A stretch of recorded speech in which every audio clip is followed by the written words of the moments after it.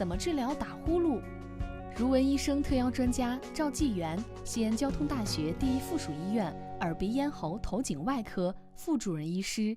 我们打呼噜呢，治疗的方法呢，大致上分为这么几个。当然，这是根据不同的病人采取的不同的方法。比如说，目前比较流行的，在成年人里打呼噜，我们都是戴呼吸机。戴呼吸机呢，对于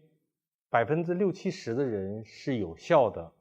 戴上呼吸机以后呢，大多数打呼噜，甚至于是睡眠呼吸暂停，都能够明显的得到缓解。但是戴呼吸机如同戴眼镜一样，你戴上了它就不打了，你如果不戴的话还会打，它不是一个根本解决的方式。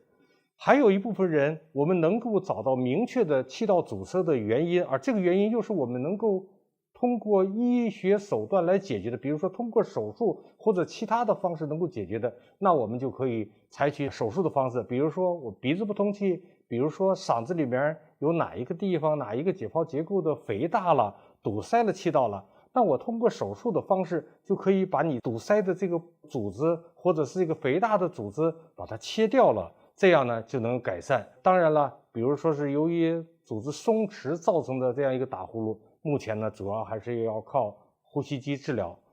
还有一个方面呢，就是在儿童的打呼噜，大多数都是由于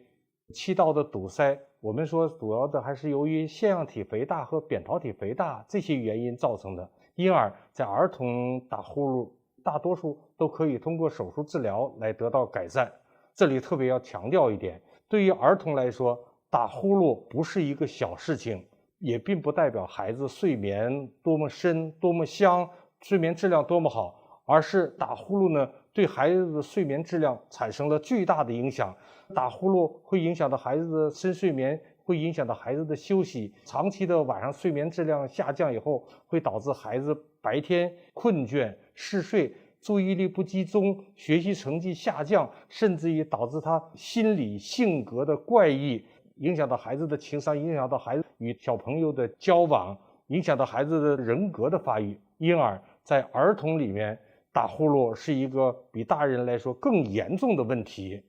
所以对于儿童他的打呼噜问题，我们更应该引起重视。